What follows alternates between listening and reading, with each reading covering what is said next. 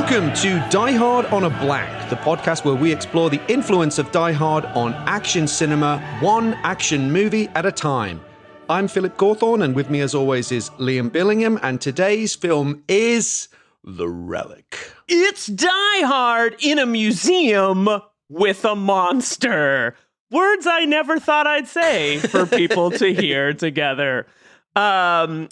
This is a very special episode. We have a very special guest straight from South America, the Cthulhu, ladies and gentlemen. Oh my God. He's got a lot of insights. Every time we get worse and worse and more like schlocky radio DJs. No, our actual guest is our friend Brandon Streussnig, who's written for Vulture. He created the Action Movie Awards. He's written for Fangoria. He loves his art films. He loves his action movies. And he's a proud member of the Hyams Hive, Brandon. Is that Hyams Hive, accurate to say? I am of Peter and John. Yes. Yeah, you are a well, first of all, thanks for being here. This is so great. We've been talking about this for a while. I feel like I think I messaged you like 6 months ago to be like, we need you for the Relic. Yeah, no, this has been an ongoing conversation. Yeah, so I'm very excited to talk about this one. But I love. I actually think I came to the Hyams Hive through John first, like years ago, seeing his two Universal Soldier movies, and then like I knew who Peter Hyams was. No, actually, that's not true. Let me go back. Being a Pittsburgher, of course, I've seen Sudden Death, and I love Sudden Death. So that was the only Peter Hyams I had seen for the longest time, and then just kind of worked backwards a little bit. Yeah, I think what prompted this is one day you tweeted. We should all say that Brandon tweets anything and it's like explodes. Like, and it's one of unbelievable. the funniest, legitimately one of the funniest people on that godforsaken platform. That awful your platform. tweets are hilarious. I love Thank you. them. That's very kind of you. And never controversial. That's one thing we could say. They never get any attention. Yeah, I can show my girlfriend any movie and it just goes over smoothly. It's totally normal. Yeah, I remember what prompted this was you tweeted about, I think, Capricorn 1. And then you tweeted about the Relic. And I was like, oh, there's some Hyams Hive going on here. Yeah. And I was Hyams Hive draws people towards it like a moth to a flame. And this is our third Hyams film, right, Phil? Have we done? I know we've done. Oh, yes, you're right. Narrow Margin. I forgot about Narrow Banger. Margin, which is great. Sudden Death, which I'm kind of mixed on, but this is great. I legitimately love this movie. Oh, this movie rocks. It's fantastic. Yeah. So, and I really think Peter Hyams is, I mean, I love him. His commentaries are great. He's a really interesting guy. He's worked with so many brilliant big movie stars. He's worked in a bunch of different genres, and the fact that he shoots his own stuff and often writes or co-writes, really, really important and kind of slept on figure. But I think now there is the Hyams Hive is like a real thing. There's a lot of appreciation, I think, for his work. Well, this is a classic thing that we've been talking about lately, which is that it's a 5-star, 3-star movie. Like, which, I attribute to Corey Atad, but like just the idea that like, well, he said it about Con Air, which as we all know is a 5-star movie, but 10-star movie. This is like a 5-star, 3-star movie to T. And also, Phil, to your point, the fact that he shoots his own movies really excites me because when like I watch these massive shots, helicopter shots of the Chicago Museum and all this, it feels like, there's just one guy behind the camera doing all of this. It's not true, but it feels exciting. It really feels like they're very authored for the fact that he's sort of this journeyman that moves between different genres and styles. His stuff, he has a really strong hold on the creative of a lot of these films, especially because he is behind the visual aesthetic. But Brandon, with this movie then, just want to, we always start by asking about your our relationships with the film that we're discussing. Had you seen this before? Do you remember when you first saw it?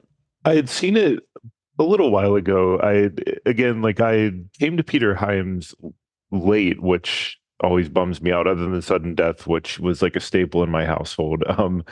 This one I had seen maybe a few years ago, but probably I have memories, I want to say, of this playing on cable at some point when I was a kid. Like I have memories of the monster, like the creature design.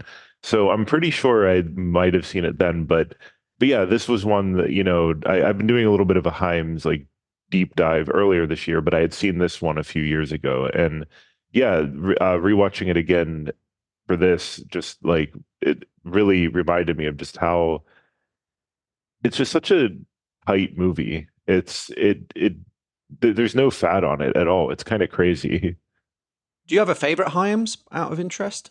That's tough because I love Outland. I think Outland's like just such a great Western. Like I watched that right around the same time I was watching the Bud Bedecker box set that Criterion put out of all his Westerns. And I was just in such a zone for that. And Outland like really blew me away. But one I like always shout out to people as like just a really great movie that I don't think ever gets enough credit is, especially because it's a sequel to one of the greatest movies ever made, is 2010, The Year We Make Contact. Great movie. Great movie. Excellent. Yeah, I think if I'm pushed, that might be his best movie, but it's probably tough. his most ambitious. Yeah, and brave. Yeah. You know, to try and do a sequel to a Kubrick movie and kind of pull it off. Yeah. You know, especially I think the ending of that movie is really amazing and It's such incredible. a great cast. Yeah. By the way, I'm rocking my Con-Am t-shirt in as I'm contractually obligated to do for the Hyams Hive because I love Outland as well. I think Outland is amazing. Great. Yeah. And Outland's kind of in the conversation right now because it feels very parallel to the new Alien movie in and how it almost feels like it's part of the same universe to some extent with that aesthetic, the mining colony, the brutal corporation pressing down on people, etc., and the way that they're all living in there. My favorite sci-fi is the kind of stuff that has like working class guys, like, and it feels like, you're just watching like, guys at like the steel mill, but they happen to be in space. And I feel like Hyams sci-fi, even 2010 has that kind of feeling, even though those are scientists in that movie, obviously. I still feel like Roy Scheider just inherently has like a working class kind of vibe to him. Yeah. Well, so does Tom Sizemore, and there's certainly some of that in this movie. The way it juxtaposes like the well-heeled people showing up for the gala, and the affinity for the working class is something very Die Hard, very Tony Scott, something that I love to see in movies. Liam, were you a big Relic guy? So I saw this. You should have that on a t-shirt. A Relic guy. I'm a big Relic guy. I'm a big Relic guy. People flock towards you. Yeah, I'm gonna order that while I talk about my relationship with this movie. I saw this in the theater. I have a very clear memory of seeing it with my buddy Brian, who I've talked about on this show before. And I also have read the book. I read the book when the movie came out, and I have actually a very distinct memory. I don't remember the book because I was 1997, so it's a million years ago. But I remember reading the book and I remember reading the passage where the Cthulhu, who's in the studio with us today, first shows up in the book. And he starts eating someone. Like, I remember sitting on my couch and like sitting up during that section. So I have a very visceral memory of this. And then I revisited it kind of randomly last year when I was on Paramount Plus, and it was one of those like we did not know how good we had it in 1997 because this movie kicks ass. And I remember when it came out, I was like, yeah, cool, like that was cool. I had a good time watching that. But now I'm like, this is like a 5-star, 3-star movie. It's funny that you brought up the book, just because when you mentioned how when I tweet everyone's normal, I tweeted that I was watching this movie the other day, and this person was nice, but it just was funny to me. I had just read that it was based on a book right before I tweeted that I was watching, and I was like, oh, that's interesting. And then, most of the replies were people just saying like, oh yeah, this is a banger, great movie. But then one person went on like a multi-tweet thread in my replies about how this like is a disgrace to the book, and I'm just like, and he wasn't go outside. But it's what's funny is he wasn't mad at me about it, but he was like, but I'm glad you like the movie. But I was just reading these, and I was like, man, I had no idea that anyone had such serious thoughts on the Relic novel. Like, very funny. Yeah, I mean, it's pretty disposable, and I don't mean that in a bad way. Like, it's a great plain book, or like a great like sitting around. Like when you're what was I 15 in 1997? It was the coolest thing ever. But like, it's like people haven't understood that literature and cinema are different art forms. Yeah. Do you know what I mean? Slow It's down. like you can't. I know that might break your brain a little bit, but just hear me out.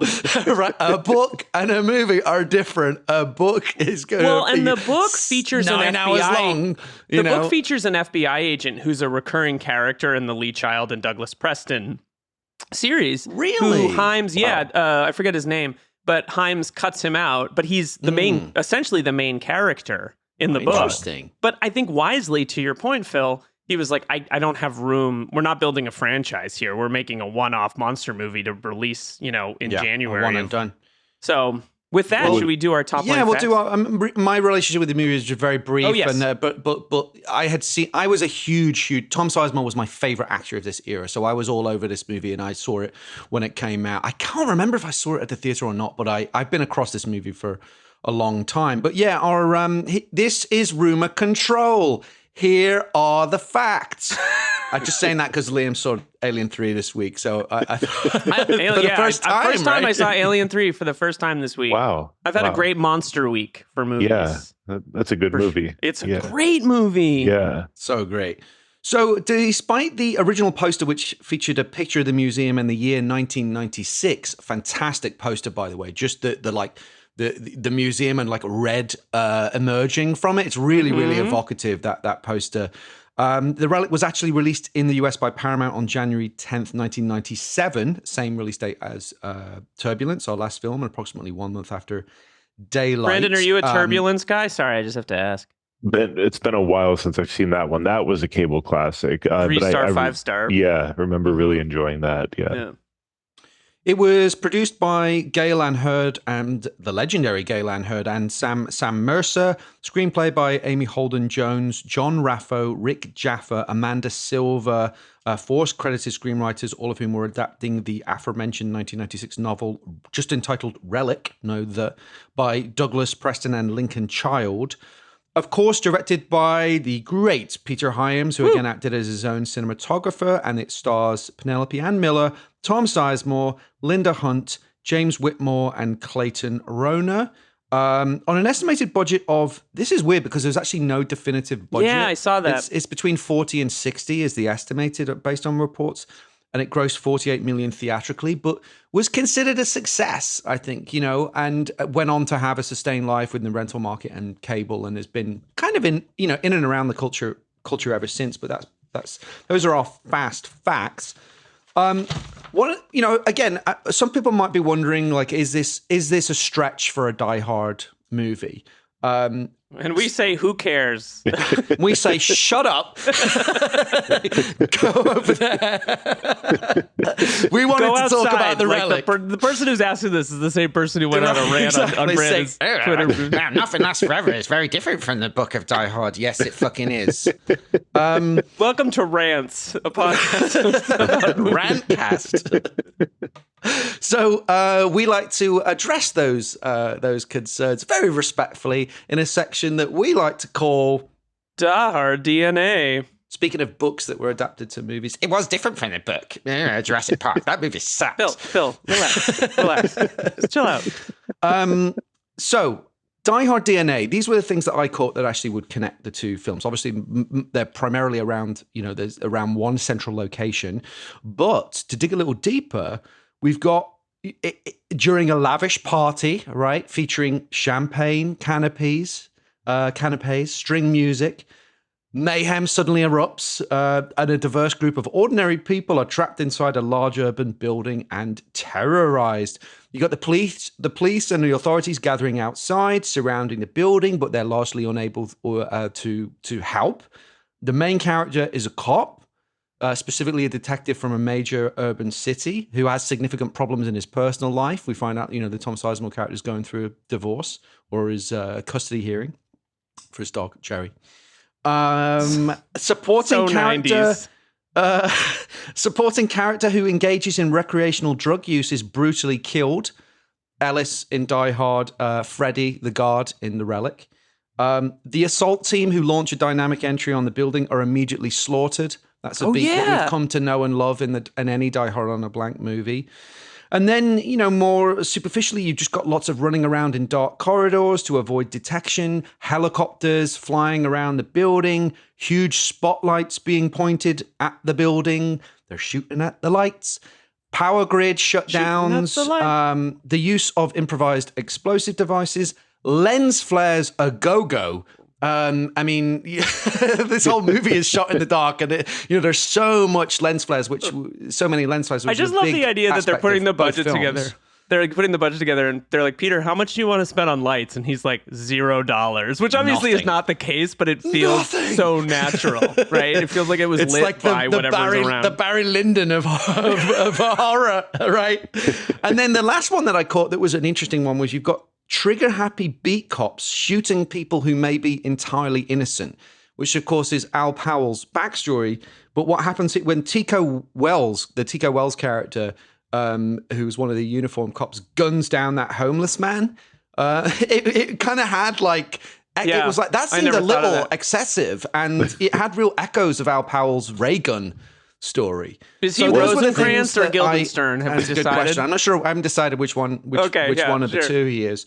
But we will get to them because they're actually my favorite part of the whole movie. But those were Die Hard connections that I caught. Did you guys catch anything else or have any thoughts about the connections between this movie and the 1988 OG? Well, I don't think a lot of people know this, but this was like Alan Rickman and Die Hard, with that being his first movie. This was the Cathoga's first movie, which I found interesting. Now, Cathoga, how were you discovered? The Cathoga was like, I think he did Dangerous Liaisons. He played Richard II. It was a small production, but he was very good in it. Yeah.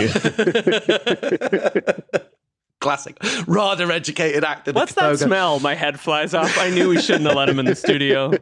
His rider asked for 50 hypothalamuses. It was insane. We'll dig into this in a bit more detail with the help of the Cathoga after this quick break. God, we're so annoying.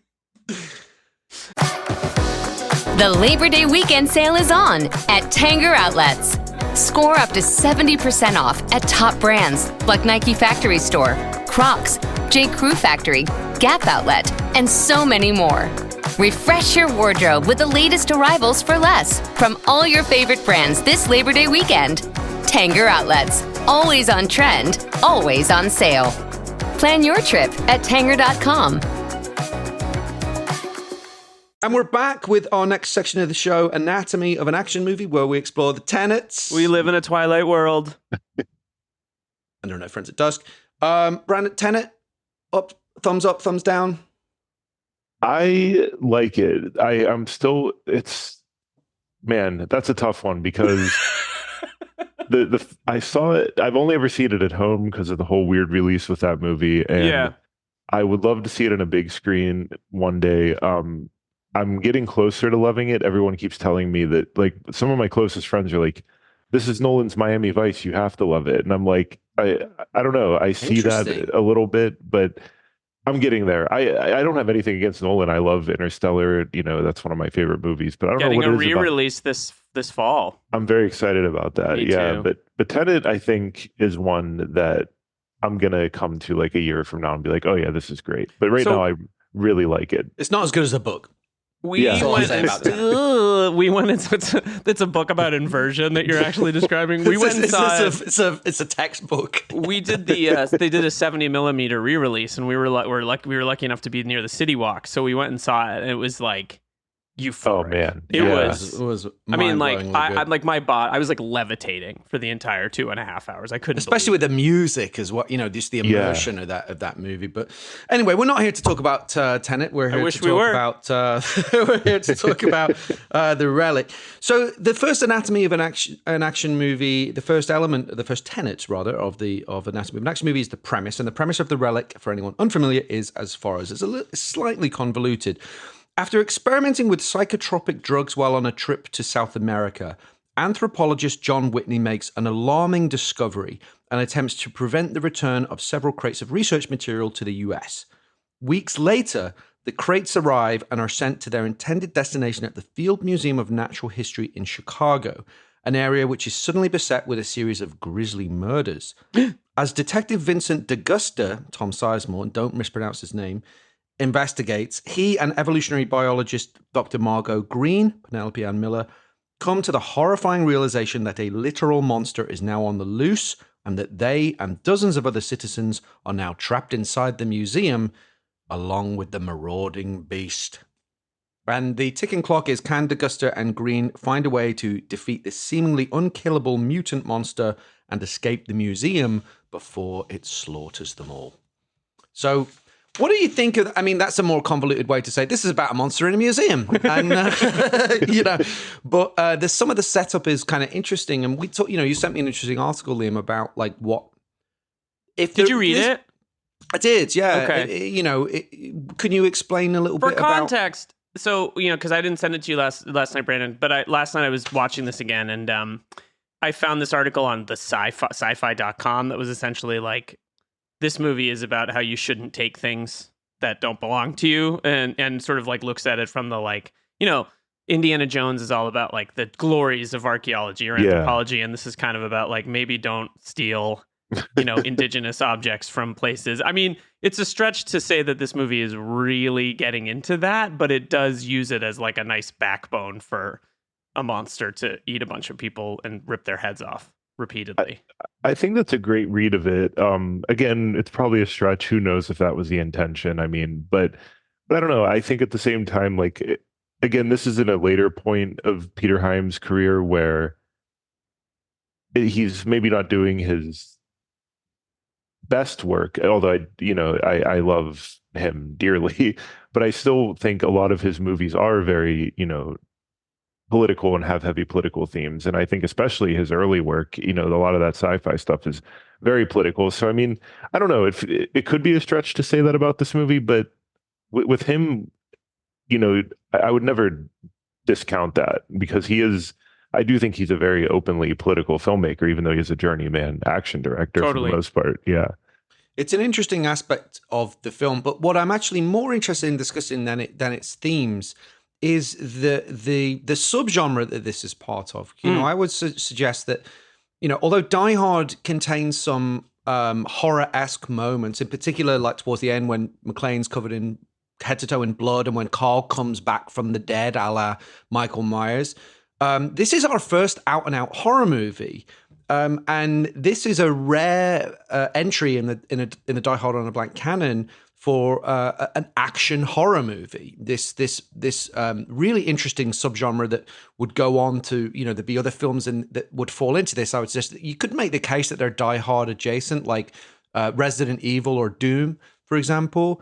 But I'm really and also what's really interesting about this subgenre is one of the great entries in it would be Predator, directed by John McTiernan, of course, before he made Die Hard. There's also this strong connection to James Cameron and his early like action horror films like Terminator and Aliens through his partner, both in life and work, Gail Ann Hurd. Her presence feels very like integral to this movie. And I was trying to think about, well, this is such an interesting genre.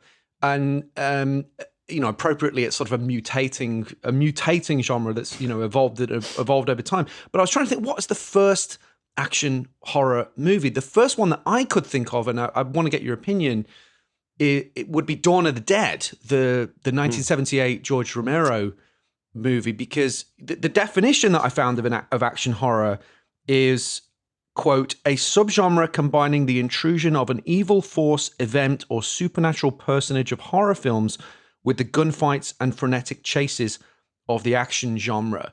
And with Dawn of the Dead being, the character, I mean, that Dawn of the Dead is Philly special all the way. Two of the characters are in a SWAT team. The other is a helicopter pilot and the reporter. There's a lot of like running around and shooting. Even though that doesn't feel like an action, it feels very much a horror film. It's all about dread. There is a strong action element to it. So do you have any thoughts on the genre, and are there any other ones that might be, antecedents of, of where this all began, the action horror kind of hybrid genre? I think Dawn of the Dead's a great call. While you were talking, I was running through my head, like trying to think of what could be the first. And that feels probably right to me that it would be Dawn of the Dead, because of course you have Terminator, that that's a straight up slasher movie, and Aliens is obviously, but I think Dawn of the Dead would probably be the first one. And I think there's such a great overlap with horror and action, because I think the way you choreograph kills in both can be very similar. And I think some of my favorite filmmakers are able to kind of combine the two. While you were just running that down, I was thinking of one of my favorite current filmmakers is Timo Giajanto, who, Night Comes for Us. And I think he does it very interestingly, where like I think Night Comes for Us is an action movie first that is so horrific that it feels like a horror movie. But then his actual horror movies, May the Devil Take You, the kills feel like fight scenes, and that's a straight up horror movie.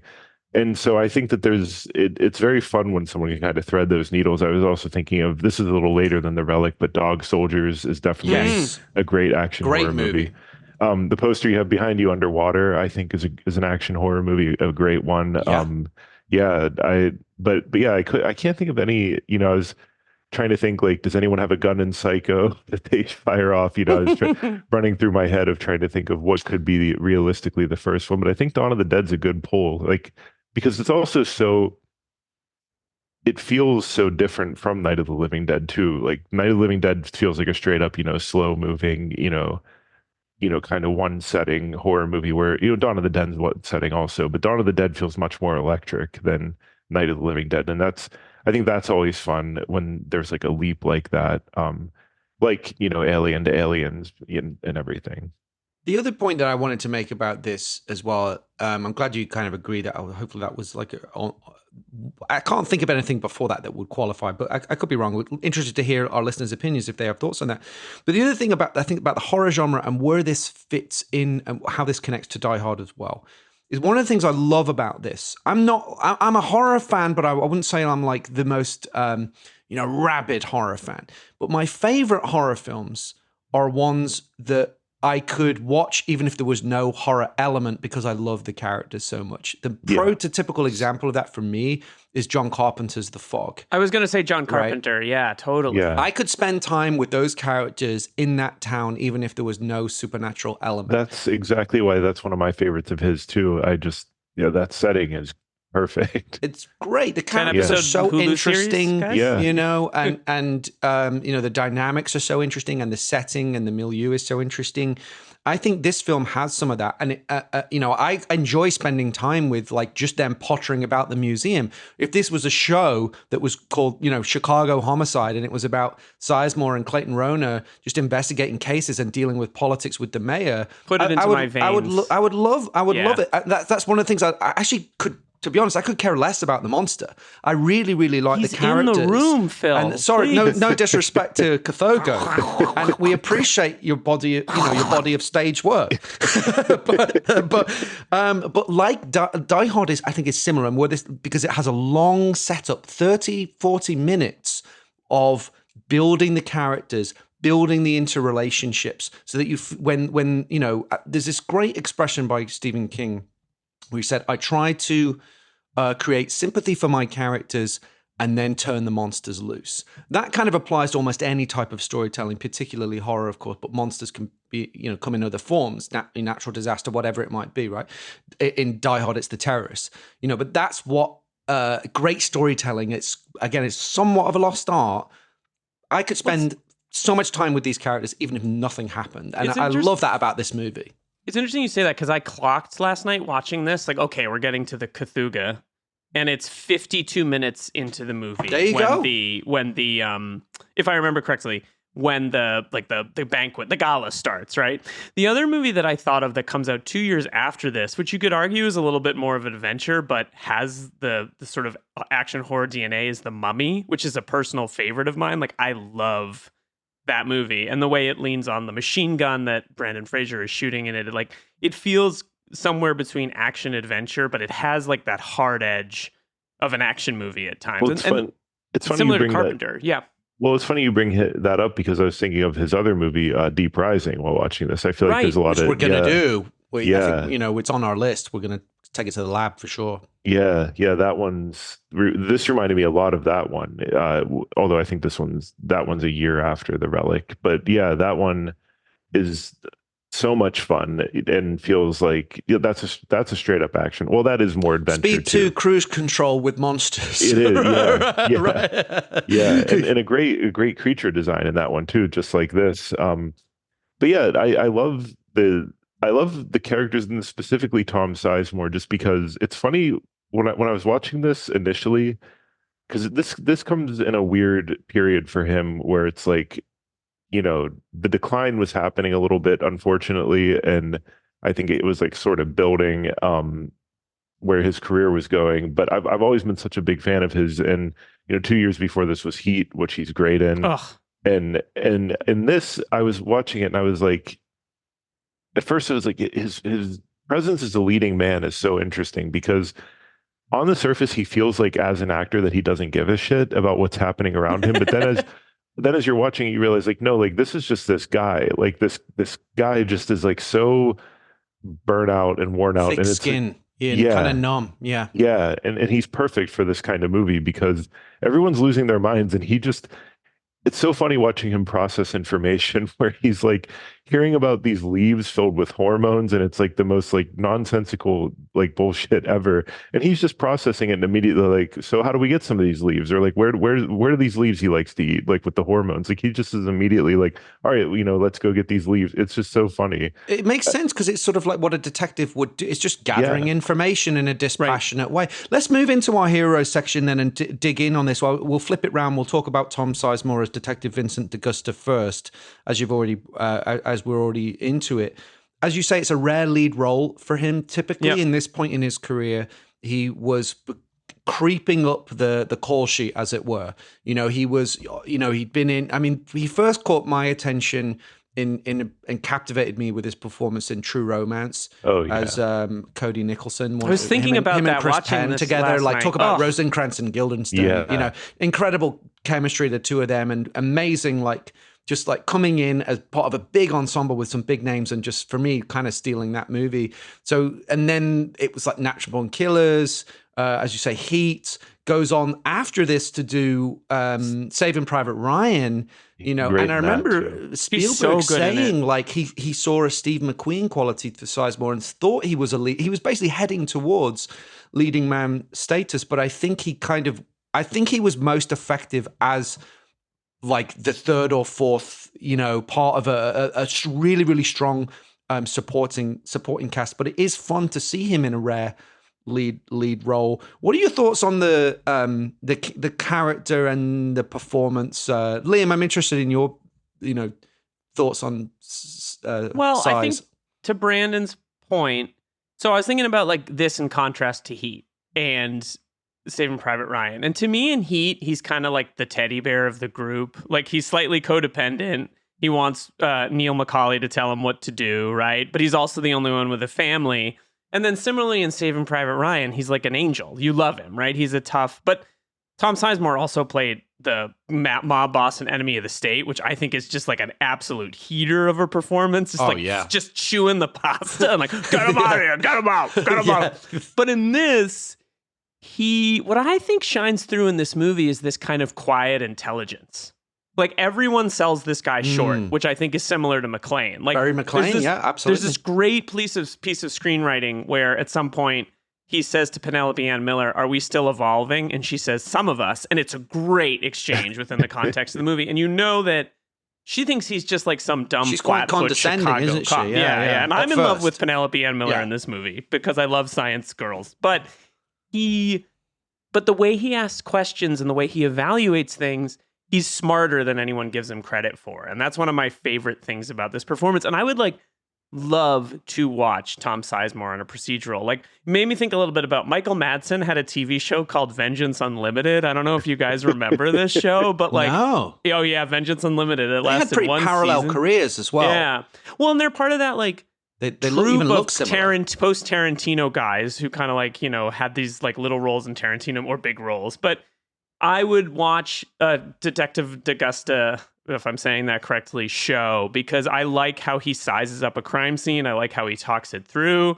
I like how he's kind of an asshole to his underlings, but also really cares about them. I love the relationship with what's the name? Clayton Rohner. Rohner. I knew him from Murder One. He's great in this movie. Show. Yeah, and a weird show called G versus E that was like this sort of funny supernatural show where he was like solving crimes.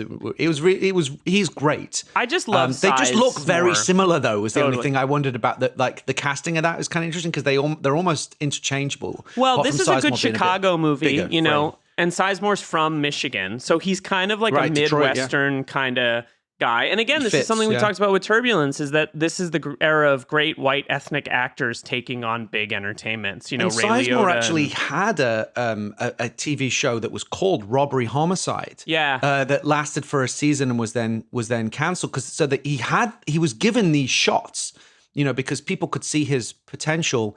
Unfortunately, you know, his own demons sort of got the best of him, and his career was sort of derailed, but he kind of had a late career comeback.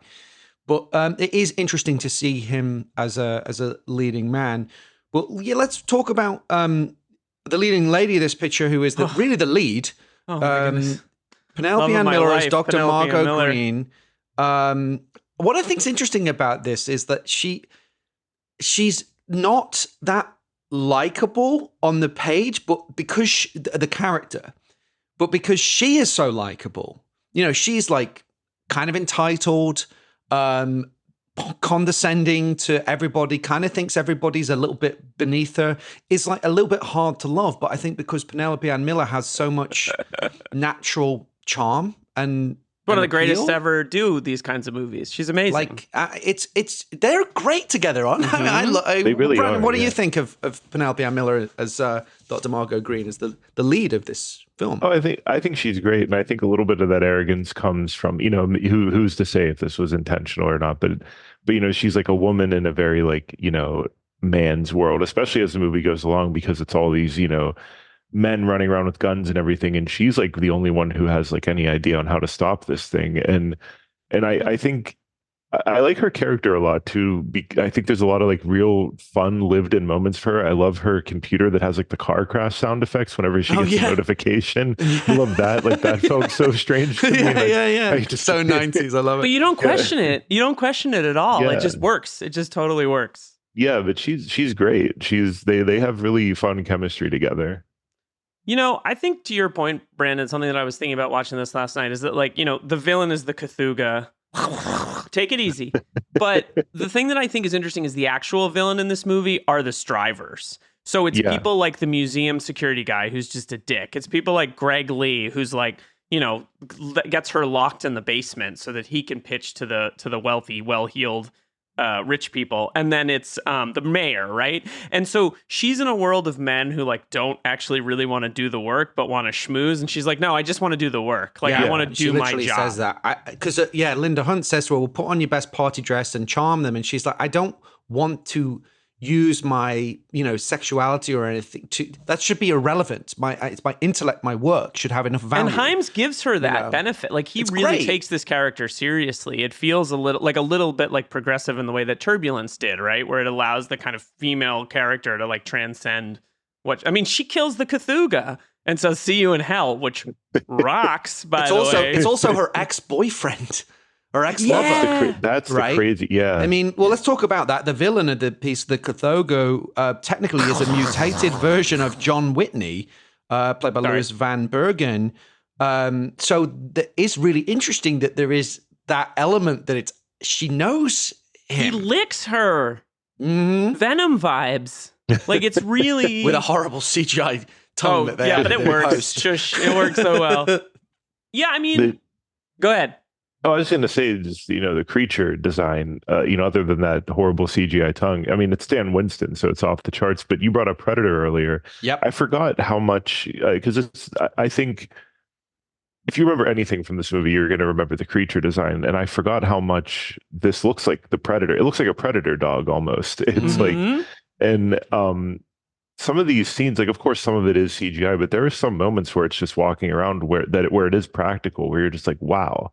Like, how did they do? Like, I love this weird in between period of practical and CG that 97 was in, where you see some stuff that, like, we'll get to, you know, the end where it's running around on fire and that looks pretty silly. But other than that, there's like a pretty like brain breaking bit of effects work in this movie where you're watching it and you're like, I just don't know how they're pulling this off, because it looks great for the time. It's a pretty special creature design. I totally agree. Where would this rank for you in the pantheon of movie monsters? You know, you Careful, mentioned because he's in the room. Predator, So. you know, like, yeah, cover your ears.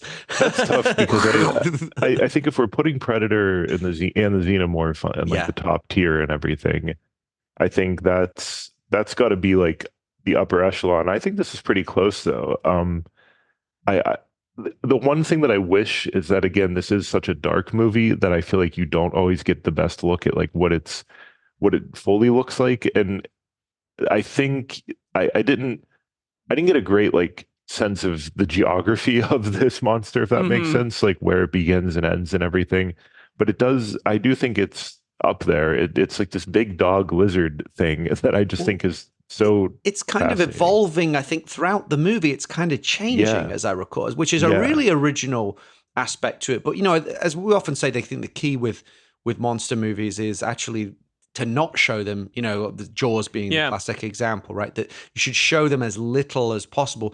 Predator does this in an ingenious way because it, you see it, you don't see it at first, but you see its hand, or you see, its camouflage, and it's sort of drip fed throughout the movie. But once it's eventually there full on, it also looks fucking amazing. And it can hold being like, the design is so strong that it can hold being in light, and you don't have to hide it. I think this feels slightly different, that it's not quite at that the level of the Predator, but it's also that's played by a human actor.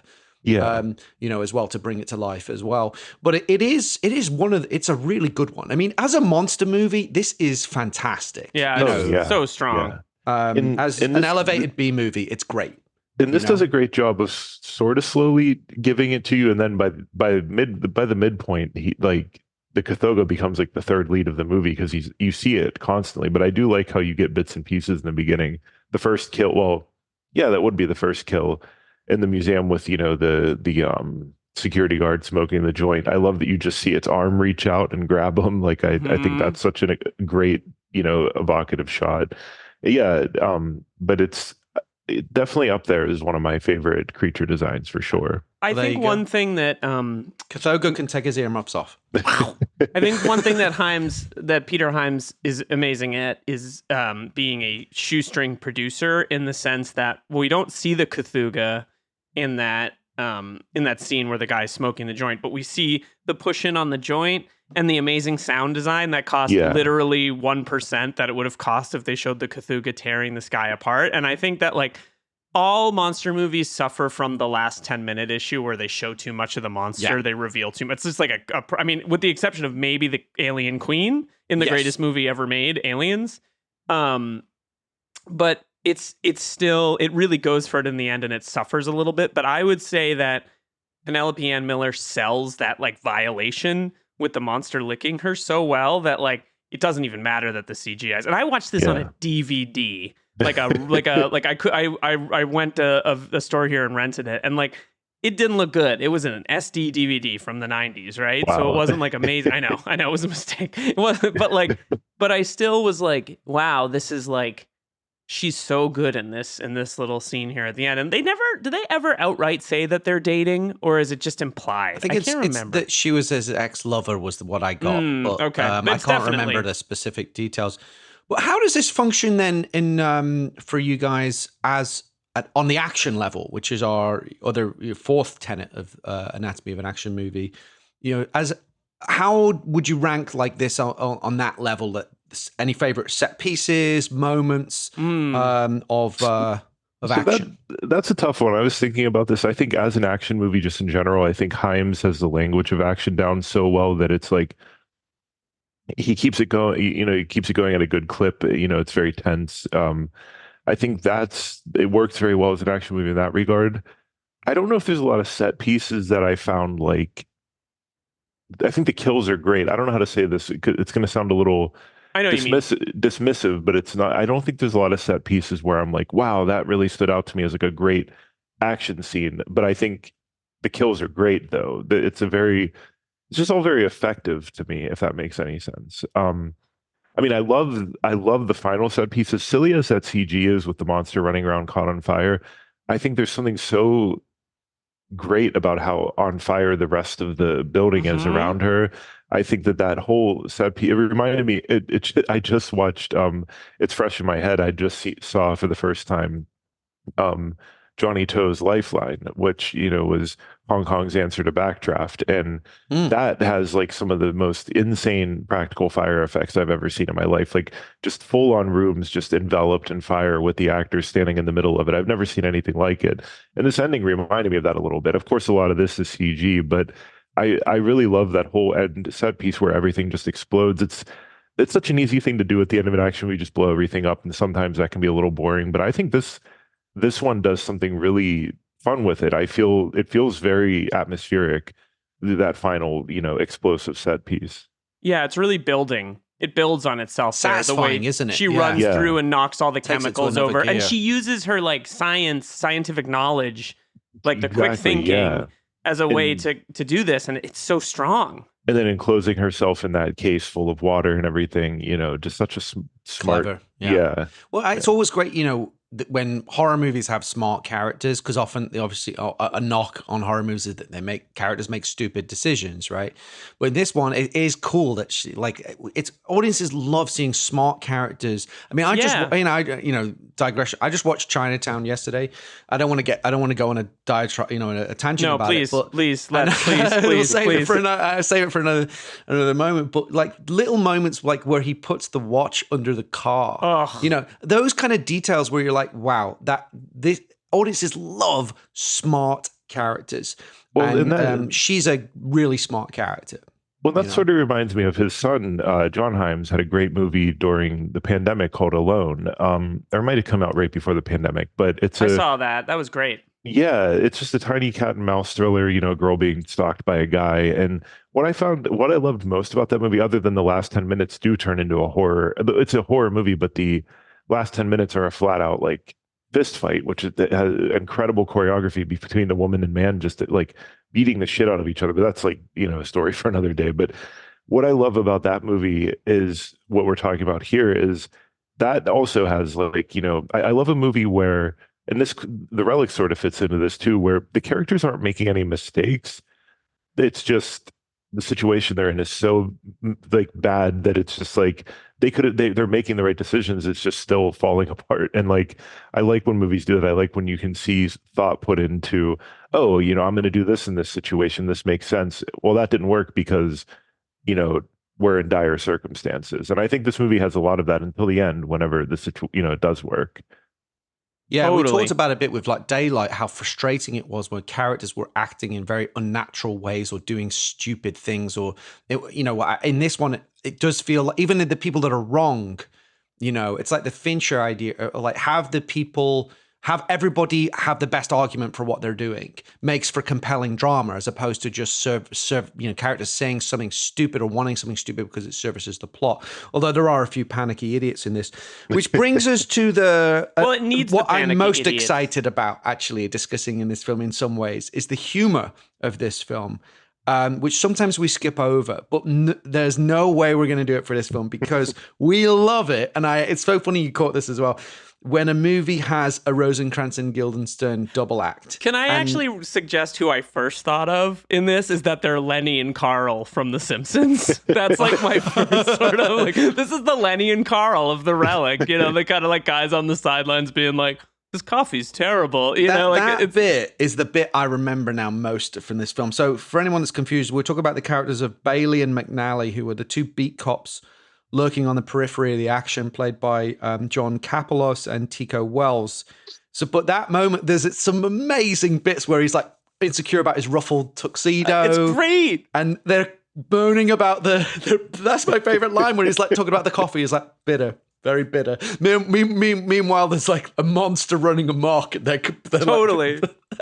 They are fantastic. And it's really telling that Hyams kept...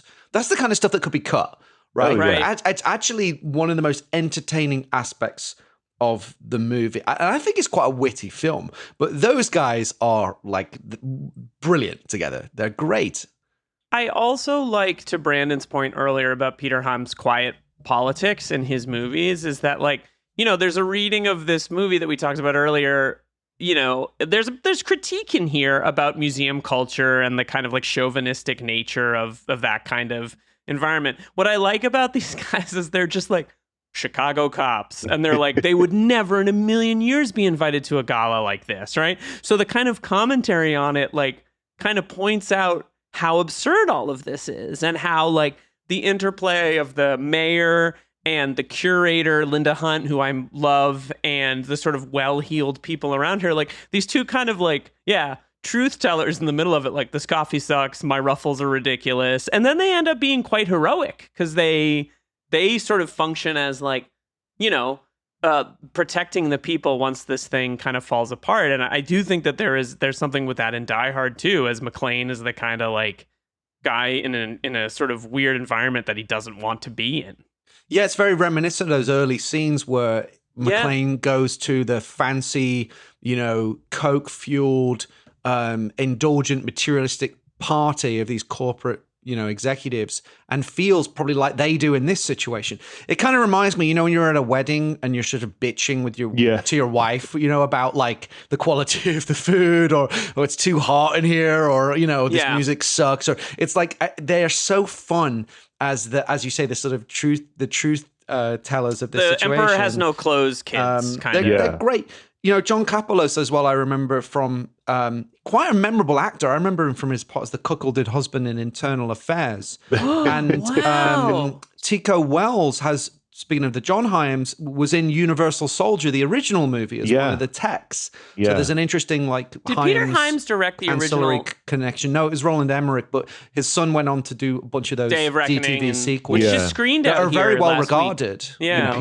And Peter shot one of the two John Hyams ones. He did. Yeah. I can't remember which, but they're both great. I think they're both. But Day of Reckoning is, like, a masterpiece. Where does the story go? Dad? By the way, it's like, so. Just tell us a bit about the Universal Soldier sequels and John Hyams' involvement with them, because I'm really interested in this. So 2 is terrible. I kind of disregard that. I look at it as a trilogy of 1, 3, and 4. 2 is just not good, but it has a decent Jean-Claude Van Damme and Michael Jai White fight in it, but other than that, it's not that worth watching. But 3, John Hyams comes in and sort of turns it into, like, this sad, like, you know, story of Jean-Claude Van Damme's Luc Devereaux being brought back into the fold, and he's like, he's brought back in because they're still running the program, but now they're creating, like, even more super soldiers, if that makes sense, like, you know, ultra soldiers, I guess. And he's brought in because one of them goes rogue and has to take them down. But the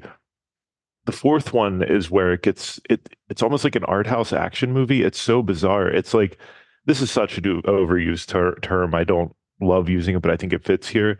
It's the most Lynchian action movie I've ever seen in my life. It's like it stars Scott Adkins, who's like a DTV superstar, and he wakes up, or the movie starts with, it's like from his perspective, he's at home and there's a break-in, and, you know, I'm not going to go through the whole plot, but he's at home, there's a break-in with his family, his wife and daughter are murdered in front of him, and the intruders take off their masks, and it's Jean-Claude Van Damme, and that's all he remembers is that image.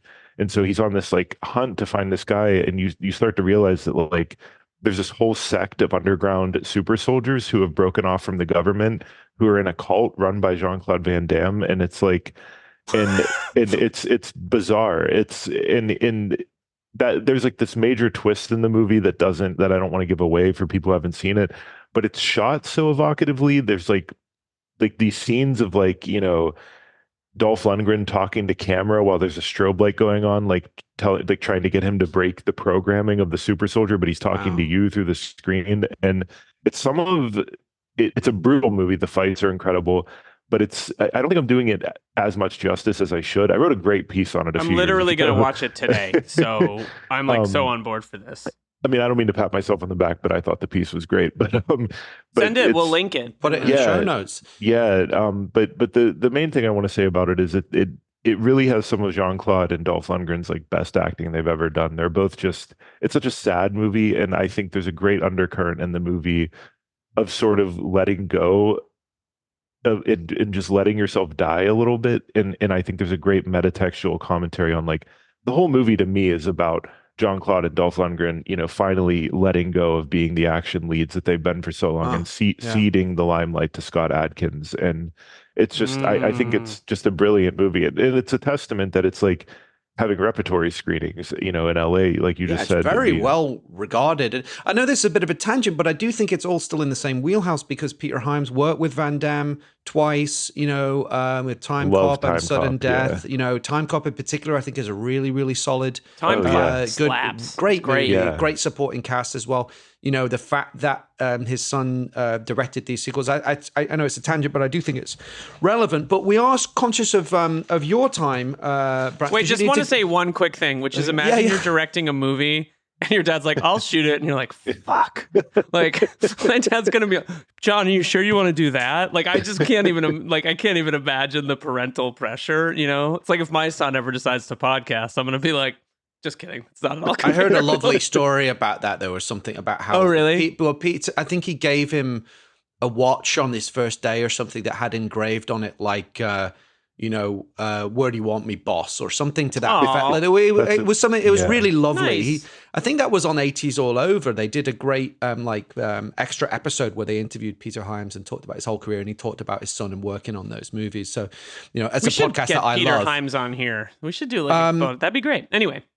So let's move on. Let's get our ruffled tuxedos and head into and drink some bitter coffee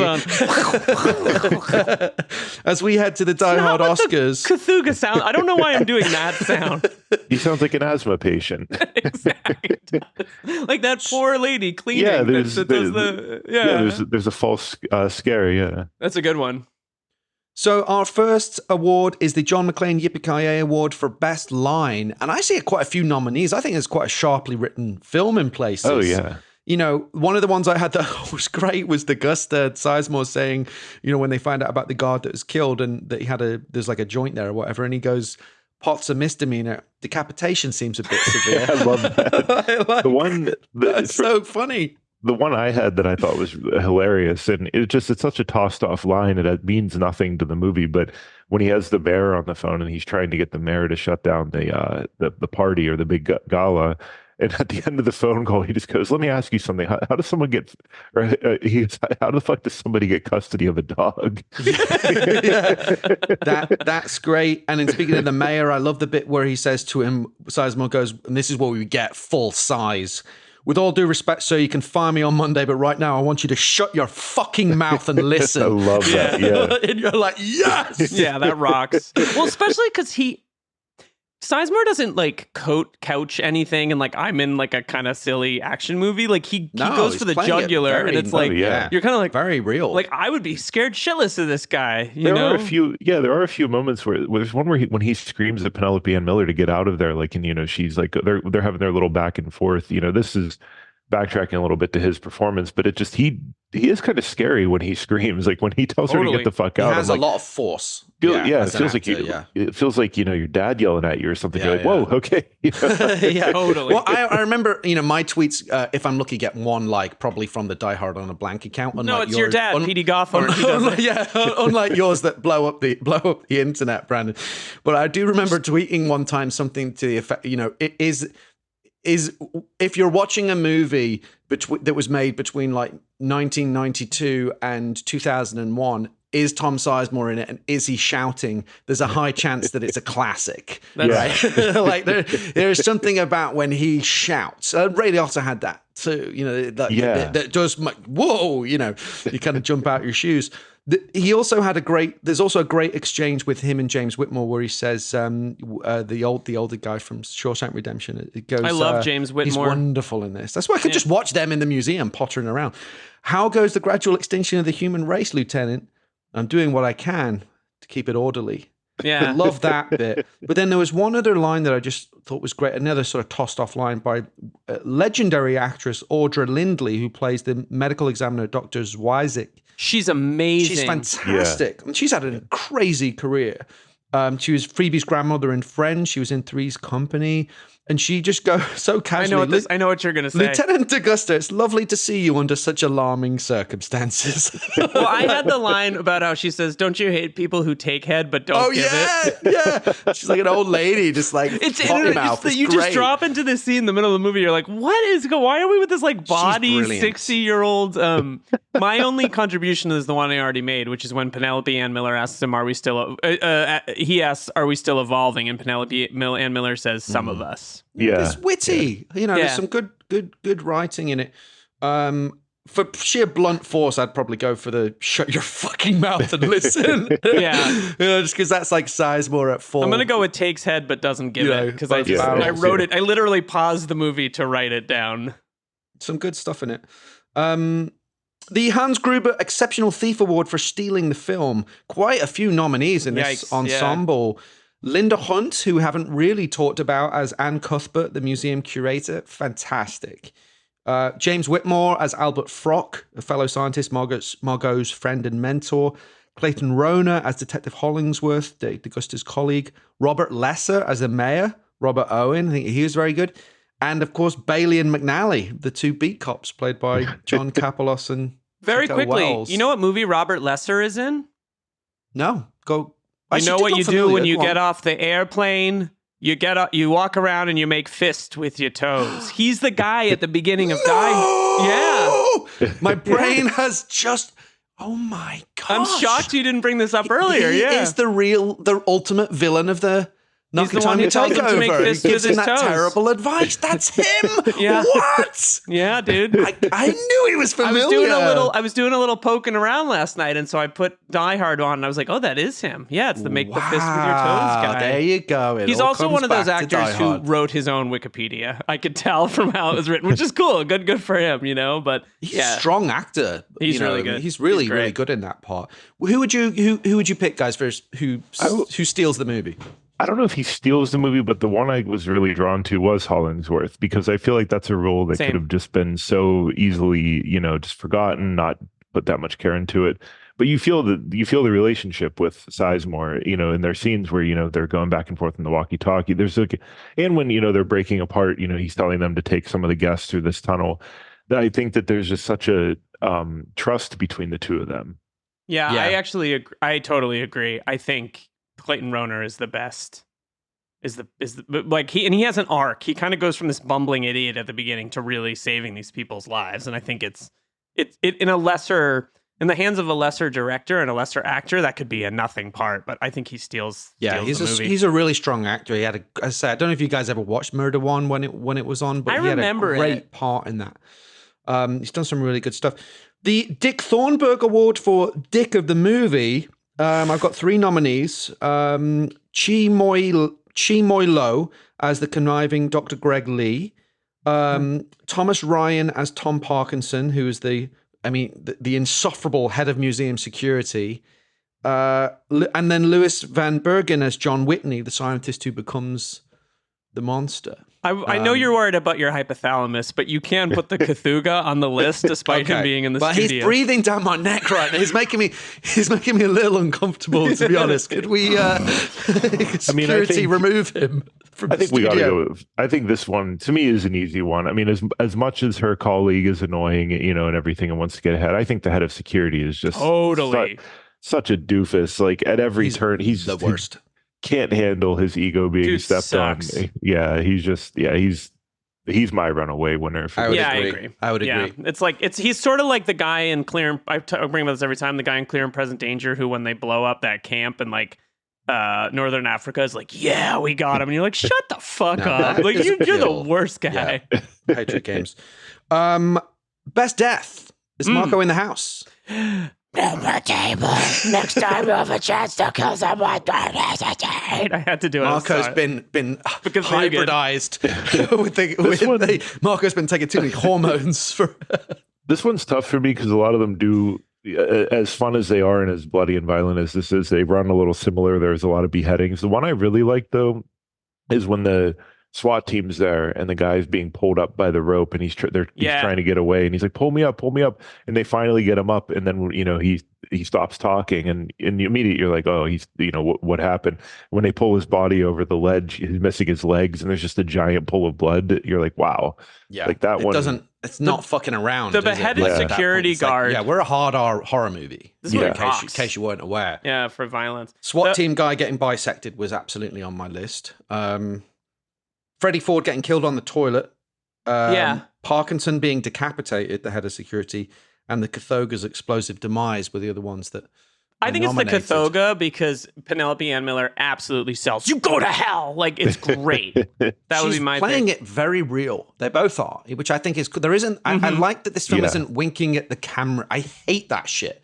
I like that this is like playing it straight, playing it kind of, even though the film has wit and some sense of the tone is like, I think for me, like, that's why I'm not a huge fan of Sudden Death, because I felt the tone of that was slightly too wink in places, especially like when you're fighting the mascot and the absurdity of it, whereas I like that this film like really kind of commits to the reality that is presented, and the performances, as you say, sell it, Is the other security guard the one who gets killed by the Cathuga the second time, the guy from The Sopranos who plays Janice's partner, Richie? It's that guy, right? Richie Aprile. Yeah, David Aprile. Yeah. Kind of a heat check deck, and he just shows up. You're like, oh, it's Richie Aprile. You're a classic, like, as your white ethnic urban city my white actors, ethnic theory. right? Yeah, Like, the 90s were the great era of the the late great period of the white ethnic actor. Well, we're going to take a very quick break, get the Cathoga out here, and then we'll be back for our final section of the show, the Double Jeopardy Trivia Quiz, where the scores can really change. We'll be right back. And we're back with our final section of the show, the Double Jeopardy Trivia Quiz, where the scores can really change. So, rules very simple. You guys can collaborate. Collaboration is now mandatory. So there's no competition. Did the Cathuga put you up to that? He's teamwork? out. I've had him kicked out, so there's no more impressions of the Cathuga. He's gone. All right, question number 1. 2 of the Relic's principal cast members, Penelope Ann Miller and Linda Hunt, previously appeared together as professional colleagues and educators in which hit 1990 action comedy thriller? Who is your daddy? And what does he do? It's go on, say it for the record. Actually, 3 cast members. I know. I had that. Yeah, I had that. Did I steal a trivia quiz? Okay. Just as a footnote, Brandon, that are you a Chimoy Lowe Kindergarten also Cop appeared fan? as a dope Oh dealer. yeah, It rules. It rules. Big fan. Yeah, I love that movie. I rewatched it this year, and I was like, this movie is like a hard R until he gets to the school. It's like insane. And then it's a hard R again at the end. Like, it gets kind of rough. Yeah. Yeah, I love it. Great. I love it. So great. Got to get that 4K that Lorber put out. Yeah. And there's also a kindergarten, speaking of Dolph Lundgren, there's a Kindergarten Cop 2 DTV in which Dolph Lundgren... I haven't seen that one. Wait, there is? Yeah. There is, yeah. I've not seen it. There's also a Sudden Death remake with Michael Jai White on DTV. Really? I love Michael Jai White, so I will watch that. I will watch that. Question number 2. Penelope Ann Miller played a character also named Margot in a previous 1994 action-adventure film directed by Russell Mulcahy. Can you name that movie? The Shadow. Yeah, I knew it. I kept wanting to say The Phantom, and I'm like, no, that's not it. That's about as close as you can get without getting the right one. I love The Shadow. Very briefly, definitely Penelope Ann Miller in the 90s in The Shadow in this. I was like pretty in love with her and Kindergarten Cop. I don't want to brag, but Penelope Ann Miller once liked a tweet that I posted that was about Carlito's Way. So, I feel like we're homies. I once liked a tweet Brandon put out about Miami Vice, so I think it's very comparable. You were cancelled by association. Our final. Oh, Brandon showed a movie to his girlfriend. How uncontroversial. All right, now this is pretty tortured. This is our final question in Convoluted Corner. Okay, the 2 dogs in the film are named after 2 famous Roman half-brothers from mythology, and they share their monikers with 2 key characters from which iconic, bombastic 1997 action movie. So the dogs in the I know. movie. Okay, you got it? Okay, you got it. But I want to give Brandon a second because I Let me caught it think. and looked it up. I don't think I caught the dogs. I'll tell you names, the dogs' unfortunately. names. The dogs Okay. are named Castor and Pollux. Okay, it's Face Off. Yeah. Yes. Is correct. Also the greatest movie of the 90s. Great, while we're great, talking. yeah. And just That's in coming time up. for yeah, It's and coming up on the show. just in time for John Woo's new movie this weekend. Oh, yeah. I think it's a series. Is it a series? I think The thought Killer is I think it's a series, but I could be wrong. Phil, do you know? I just call it content. That's all I'm going to say about that. Our final, just a final question for fun. You've already won the million. You're already. Yeah, we did it. You're safe. You got your BFH, your bus fare home. In which 1993 action thriller does Tom Sizemore play Bruce Willis's cousin? Just for fun. Oh, wow. What movie are they You in should know together? this, Brandon. Oh, I know. Given it's where you're set in from. your- Striking Distance. Yeah, okay, that was the a good ultimate yeah. Pittsburgh movie. Yeah, I had to do that one for I Pittsburgh. couldn't remember, and we've totally covered that forgot. movie Real on this quick, podcast. Are you a big Pittsburgh sports guy? Oh yeah. So how are you feeling about the situation at the Steelers this year? I'm just curious about the I Real think I quick. have top line. I think I have misguided hope just because I thought Kenny Pickett was so terrible that when they signed Russell Wilson and Justin Fields, I was very excited, even though I don't know. Wilson's on the definite downside of his career. I think Fields has potential. I don't know that their offensive line's terrible. We'll see. I'm hopeful. I think they're going to pull a Mike Tomlin special and go 9-8 and either Sneak make the into playoffs. the playoffs. Yeah. my girlfriend's currently gagging in the background because she's a Cleveland Browns fan and we're not allowed to talk about the Steelers in this house. Fair enough. let's let you out here and wrap it up. Brandon, tell us what you've got going on. Anything you want to plug? Where can people find you? When will this air? Because I can tell you, it's gonna air. It's actually gonna air Wednesday. It's a quick Okay, so turnaround. This one.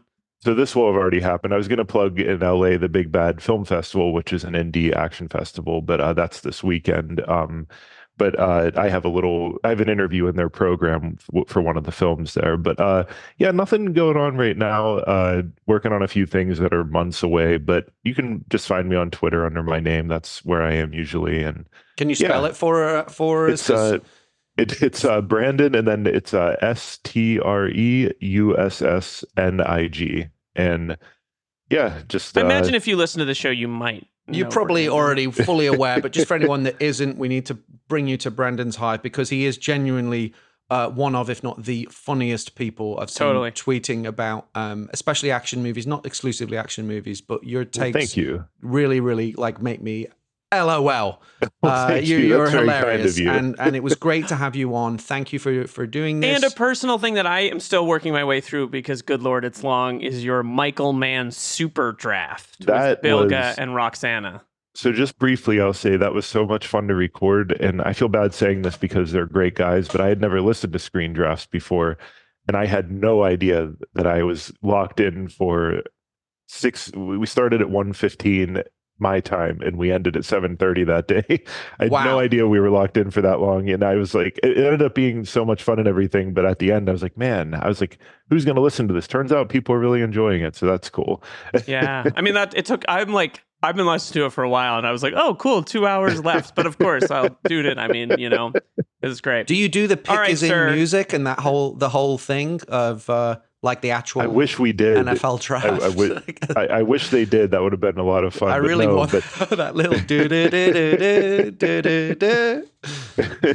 Love it. It's just I won't spoil the episode. I'm just too bad we weren't allowed to make trades or anything on draft day because there's a horrific mistake in that draft as far as I'm concerned, because you get one veto and I used my veto poorly. I'll just say that. I was going to say your number one draft was the keep, and everyone was like, what happened here?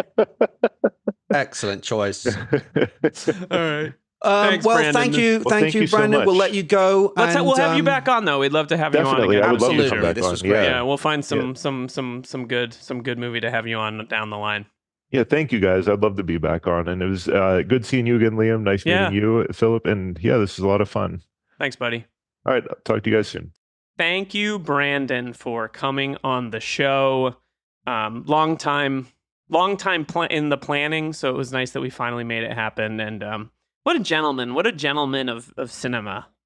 A gentleman of cinema, a gentleman of Pittsburgh. We're great. It's funny. One of the things we didn't talk about with this episode was like Chicago on screen is probably my favorite city to visit. Same. Like in quotes. I mean, I love Chicago as a place. I love the people. I love that city, and I love the accent so much as well. So any movie that's set in Chicago, when it comes up on the list, I'm super super happy to unpretentious town. Go on a little visit there. Totally, I totally agree. I love it. Had a great time with this movie. Had a great time doing this episode. Do we need to do some? Aren't we contractually obliged to do some bullshit about? Yeah, X? let's do some bullshit. I mean, look, the show is available wherever you get your podcast. We have it. Maybe you're watching this on YouTube because we're playing around with video now. So subscribe on YouTube if you're not there. We'll put a link in the notes. Send us an email, diehardoab@gmail.com. What else am I missing? Leave comments on Spotify. Lots of ways to interact. We love to hear from you. I don't think we have any new emails. Let me double check. Let me just double check the situation. Tell us about the action horror genre. Tell us about your favorite action horror movies. Yeah, am I missing something before Dawn of the Dead? Would love to get your thoughts on which, would Resident Evil and Doom be considered Die Hard on a Blank movies? That'd be things like interesting. that. That'd be interesting. Yeah, reach out. We'd love to hear from you. So I was in Burbank today and I saw like 3 Cybertrucks in a row, and I was wondering how many of them do you tweet on X from? I'm losing. I'm collecting them. I'm collecting them now. I'm so into the how I look driving them. Yeah, that I you just look need. cool. I need to have like different colors. No, totally. So I'm building up the. I like the purple collection. One. I thought that one was really, really cool. It's good. Someday I'm gonna see. Maybe you're right. Maybe this is losing its. Every time I see one, I can't stop laughing. Can I just tell you? Stop laughing. I see so many of them too here in California. I see this one neighborhood every day. is filled with them. Yeah, it's Anyway, that's okay. We're just living in Verhoeven's future, guys. Indeed. That's really all that's going on. That's all that's happening. Next time on Die Hard on a Blank. Breakdown. It's Die Hard in the middle of nowhere, and with some very special guests. Who are our special guests, Phil? We are very, very proud and happy and excited to welcome to the show Justin and Laura Koo from the outstanding Cows in the Field podcast, where we've been lucky enough to be on their show discussing Public Enemies recently. You had been on previously discussing Starship Troopers. They have an amazing show. You're probably already very, very familiar with it, where they discuss popular movies and the philosophy behind them. Justin in a very unpretentious way. MIT professor of philosophy, Mm-hmm. is that right? Mm-hmm. So they're great. We had a great conversation with them. We know it's already happened. It is in the bank, ready to come out. Great conversation, great guests, great movie that, as you know, is better than Citizen Kane breakdown. That's my hot take. Oh, the Cthulhu's ripping your head off as we speak. You know what? Because the Cthulhu is an aesthete. He has opinions about aesthetic. He's pretty.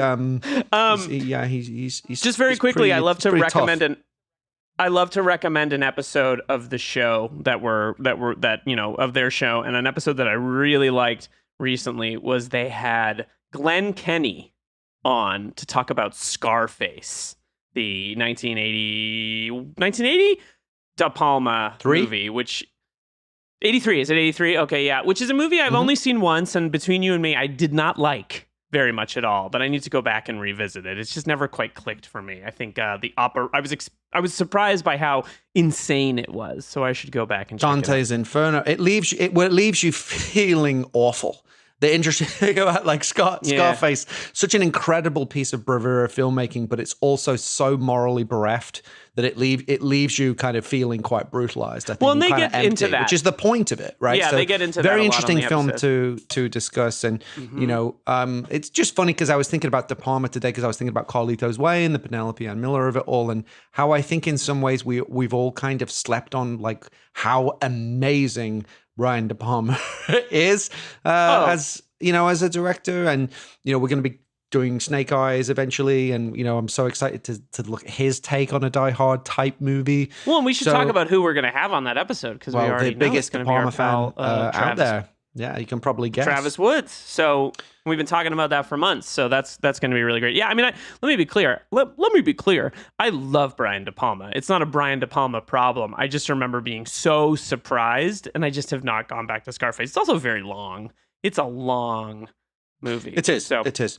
But yes, our next episode is discussing Breakdown, starring Kurt Russell, and we go deep on J.T. Walsh.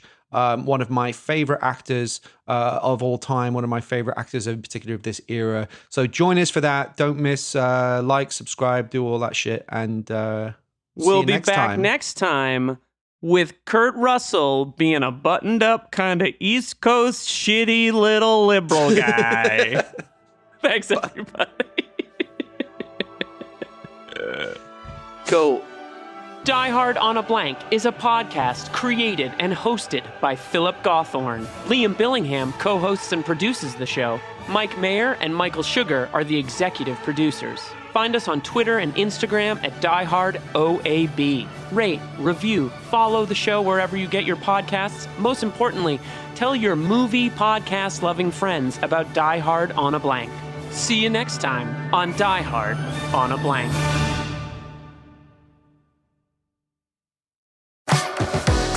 The Labor Day weekend sale is on at Tanger Outlets. Score up to 70% off at top brands like Nike Factory Store, Crocs, J. Crew Factory, Gap Outlet, and so many more. Refresh your wardrobe with the latest arrivals for less from all your favorite brands this Labor Day weekend.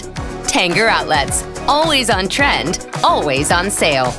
Plan your trip at Tanger.com.